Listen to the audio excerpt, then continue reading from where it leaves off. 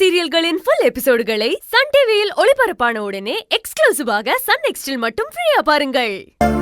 அருவி, நீ விளக்கேத்தி வச்சுட்டு உன் அப்பா கிட்ட நல்லா வேண்டிக்கோமா.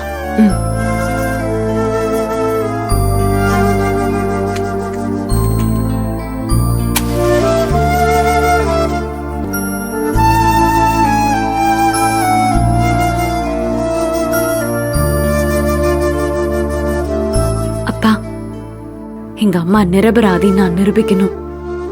அப்பதான் நான் ரெண்டு குடும்பத்தையும் ஒண்ணு சேர்க்க முடியும். நாராயணமூர்த்திக்கும் தண்டனை வாங்கி கொடுக்க முடியும். எனக்கு முதலா அதுக்கான முயற்சியில இறங்க போறேன்பா. அதுக்கு நீங்க தான் துணையா இருக்கணும்பா.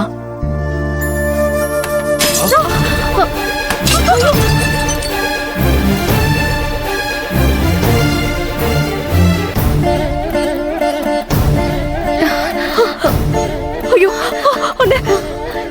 என்ன அங்கிள்?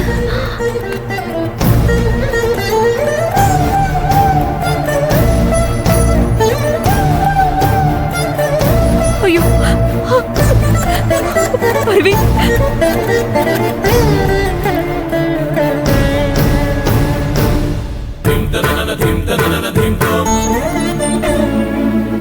அம்மா, எங்க இதுக்கு என்னங்க அர்த்தம்? முதல்ல நமக்கு நியாயம் கிடைக்கணும்னு நம்ம பொண்ணு போகும்போது இப்படி அபசகுணமா தடுக்கிறீங்களே, இதுக்கு என்னங்க காரணம்?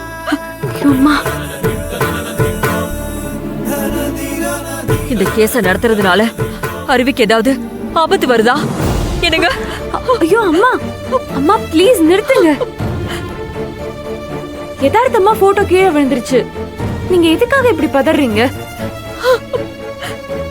மா, இது சாதாரணமா நடந்தது. தயவு செஞ்சு இதை பெருசுபடுத்தாதீங்க. இல்ல அருவி, இல்ல இல்ல, அப்படி இல்ல அருவி. இதே மாதிரி ஒரு நாள் அந்த சரஸ்வதியை பார்க்க நீ கோயிலுக்கு கிளம்பும் போது இப்படிதான் உங்க அப்பாவோட போட்டோ கீழே விழுந்து போக கூடாதுன்னு உணர்த்தினாரு.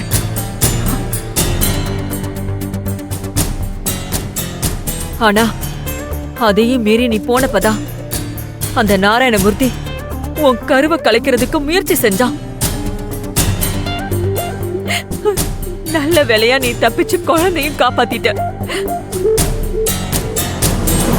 இப்பவும் அதே மாதிரிதான் உங்க அப்பா உன்னை போக வேண்டாம்னு சொல்றாரு. அதனால தயவு செஞ்சு நீ எங்கேயும் போக வேண்டாம். இந்த கேஸ் விஷயத்தை நம்ம இன்னொரு நாள் கூட பாத்துக்கலாம். இல்லனா அது தேவையான நம்ம யோசிச்சு முடிவு பண்ணிக்கலாம். நீ எங்கே போகாத ப்ளீஸ் அருவி. நான் சொன்ன கேளு அருவி, ப்ளீஸ் ப்ளீஸ் அம்மா, ப்ளீஸ் அம்மா. அப்ப என்ன இது? அம்மா ஏன் இப்படி பேசுறாங்க? நேத்துல இருந்து முடிவு பண்ணி லாயர் கூடயும் பேசி இன்னைக்கு முதல்ல ரேகா மேடம பார்க்க போகும்போது இப்படி தடுக்கிறாங்க. நாம மட்டும்தான் இதெல்லாம் பார்த்து பயந்துட்டு இருக்கோம். ஆனா அங்க அநியாயம் பண்ற நாராயணமூர்த்தி மாதிரி ஆளுங்கெல்லாம் இதெல்லாம் பாக்குறாங்களா சொல்லுங்க? நம்ம நியாயத்துக்காக போராடுறவங்கப்பா. நம்ம எதுக்காகவும் பயப்பட தேவையில்லை. அருவி, நீ என்னதான் தைரியமா இருந்தாலும் அம்மா இப்ப நடந்ததை பார்த்து பயந்துட்டாங்க. அவங்க பயத்துல இருக்கும்போது நீ வெளியே போக வேண்டாம் அருவி.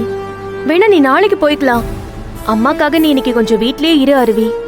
அருவி, எனக்கு என்ன சொல்றதுன்னே தெரியலம்மா. சிவசங்கரி ரொம்ப பயப்படுறா. நீ இன்னைக்கு இரு, நாளைக்கு போய்க்கலாமே. அப்பா, அம்மா தான் பயப்படுறாங்கன்னா நீங்களும் அவங்க கூட சேர்ந்து பேசினா எப்படி? இந்த மாதிரி நேரத்துல நீங்க தான் அவங்களுக்கு தைரியம் சொல்லணும். இப்படி தொட்டதுக்கெல்லாம் பயந்துகிட்டே இருந்தா நம்ம எதுவுமே செய்ய முடியாதுப்பா. அப்புறம் அந்த நாராயணமூர்த்தி ஜெயிச்சுக்கிட்டே இருப்பான், நம்ம வேடிக்கை பார்த்துக்கிட்டே இருக்கணும். சங்கரி, என்னம்மா நீ போக கூடாதுன்னு சொல்ற, அவ என்னடான்னா போகணும்னு அடம் பிடிக்கிறா. நீங்க ரெண்டு பேரும் சொல்றதுலயும் நியாயம் இருக்குதான். ஆனா நான் இப்ப யார் பக்கம் பேசுறது? சங்கரி, ஒண்ணு பண்ணுவோம். கடவுள் மேல பாரத்தை போட்டுட்டு அருவியை அனுப்பி வை. அருவிக்கு எதுவும் ஆகாதுமா. நமக்கு கடவுள் துணையா இருப்பாரு. அம்மா, முதல்ல நல்ல காரியமா போகும்போது தடுக்காதீங்க. சந்தோஷமா என்ன அனுப்பி வைங்க.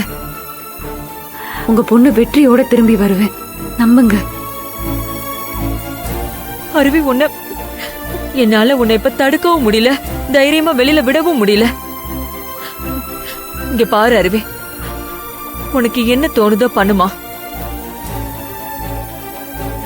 இங்க பாரு, எந்த பிரச்சனையும் இல்லாம நீ இந்த வீட்டுக்கு திரும்பி வரணும்.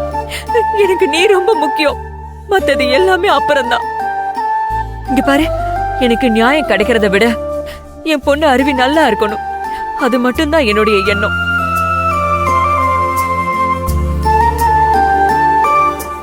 அம்மா, பயப்படாதீங்க. உங்க பொண்ணுக்கு எதுவும் ஆகாது.